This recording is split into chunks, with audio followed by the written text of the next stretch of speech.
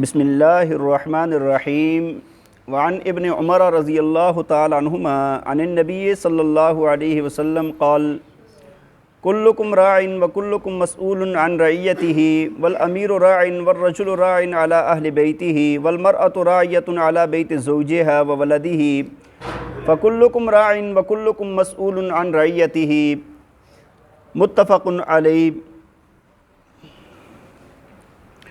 توجہ فرمائیں جی، صحیح بخاری اور صحیح مسلم کی روایت ہے، حضرت عبداللہ بن عمر رضی اللہ تعالیٰ عنہما اس کے راوی ہیں، فرماتے ہیں کہ رسول اللہ صلی اللہ علیہ وسلم نے فرمایا کہ تم میں سے ہر ایک بندہ حاکم ہے، تم میں سے ہر بندہ کیا ہے؟ حاکم ہے۔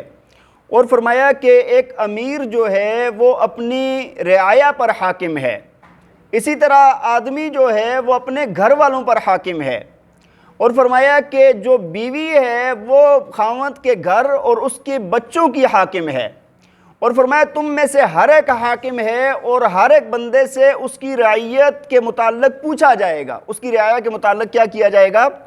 پوچھا جائے گا۔ بھائی بہت ہی جامع روایت ہے، نبی پاک صلی اللہ علیہ وسلم نے یہاں پر فرمایا کہ ہر بندہ نا ذمہ دار ہے، ہر بندہ کیا ہے؟ حاکم ہے، مطلب کیا ہے؟ ذمہ دار ہے، جو اس کی ذمہ داری ہے نا اس کا وہ کیا ہے؟ ذمہ دار ہے۔ اگر کوئی بندہ ملک کا حکمران ہے تو جتنی بھی رعایا ہے اس کی ذمہ داری، اس کی حفاظت، اس کا خیال رکھنا، اس کا اچھا برا دیکھنا، یہ اس کی کیا ہے؟ ذمہ داری ہے۔ اگر خدا نخواستہ اس ذمہ داری کے اندر وہ بندہ گڑبڑ کرے گا تو اللہ کے ہاں اس کو پکڑ ہوگی۔ دیکھیں آج لوگ لڑ رہے ہیں حکمرانی کے پیچھے اور لڑ رہے ہیں یہ ذمہ داری اٹھانے کے لیے، یہ بہت بڑی مصیبت اپنے لیے لینے والی بات ہے۔ یہ جو لڑائی ہو رہی ہے نا حکومت کے پیچھے، ایک بھی زور لگا رہے ہیں، دوسرے بھی، تیسرے بھی، یہ اپنے لیے ذمہ داری اٹھانا بہت بڑی مصیبت ہے۔ حدیث شریف میں آتا ہے، فرمایا کہ جو بندہ نا اگر کوئی عہدہ طلب کرتا ہے تو وہ یہ سمجھے کہ وہ بغیر چھری کے ذبح کیا گیا ہے۔ وہ بندہ کیسے ذبح کیا گیا ہے؟ لیکن یہ ہے کہ لوگ ہیں وہ بڑا بننے کے چکر میں اپنے اوپر ذمہ داریاں ڈال دیتے ہیں، بہت بڑی مصیبتیں اٹھا لیتے ہیں۔ تو فرمایا کہ جو حکمران ہے وہ اپنی رعایا کا کیا ہے؟ ذمہ دار ہے، حاکم ہے۔ اور اسی طرح فرمایا بندہ اپنے گھر کا حاکم ہے، جو مرد ہے نا وہ اپنے بچوں کا، اپنی بیوی کا، اپنے خاندان کا، اپنے گھر والوں کا کیا ہے؟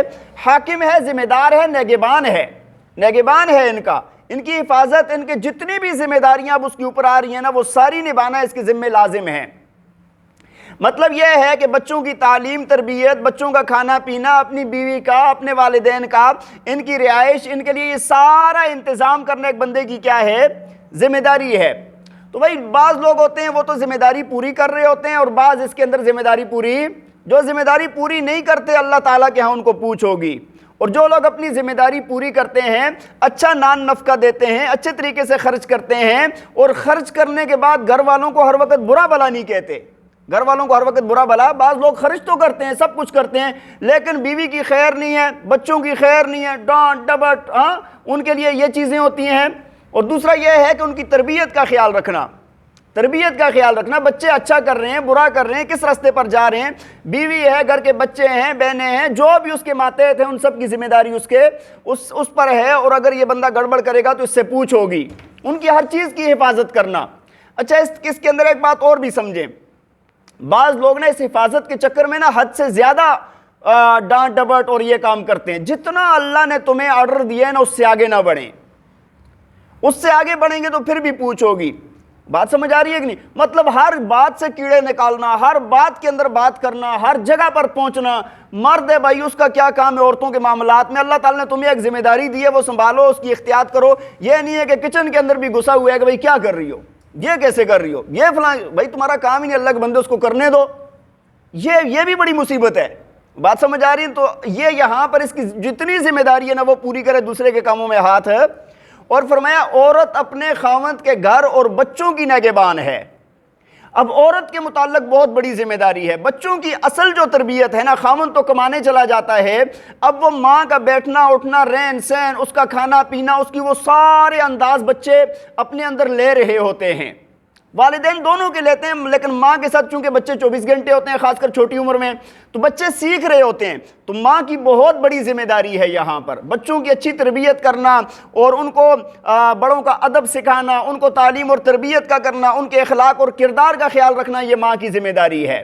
اسی وجہ سے کہا جاتا ہے کہ ماں کی گود سب سے پہلا مکتب ہے، سب سے پہلا مدرسہ ہے جو انسان کو سکھاتا ہے۔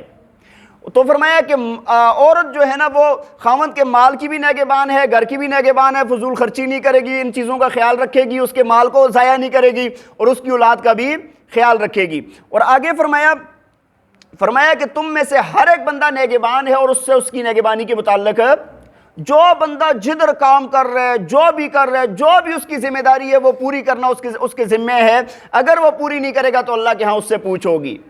اور اسی طرح بھائی اللہ نے جو ہمیں اعضاء دیے ہیں نا، ہماری زبان ہے، ناک، کان، آنکھیں، یہ ہمارے اعضاء جوارح ہیں، ان کے متعلق بھی اللہ پوچھے گا۔ ان السمع والبصر والفؤاد کل اولئک کان عنہ مسئولا۔ اللہ تعالیٰ فرماتے ہیں کہ کانوں کے متعلق، آنکھوں کے متعلق، دل کے متعلق اللہ تعالیٰ تم سے سوال کریں گے۔ تو انسانی جسم کے متعلق بھی سوال ہوگا، جس کام کے لیے، جس مقصد کے لیے میں نے بنایا تھا، وہی مقصد اس سے آپ نے پورا کیا ہے یا اس سے زیادہ آپ نے اس کے اوپر زیادتی کی ہے؟ بات سمجھ آ رہی ہے کہ نہیں؟ تو گناہ اور ناجائز کام یہ ساری اس جسم پر زیادتی ہے۔ اللہ تعالیٰ ہمارے ساتھ خیر عافیت والا معاملہ فرمائے، اور اللہ تعالیٰ ہمیں اپنی ذمہ داری کو سمجھنے کی توفیق عطا فرمائے۔ وآخر دعوانا ان الحمد للہ رب العالمین۔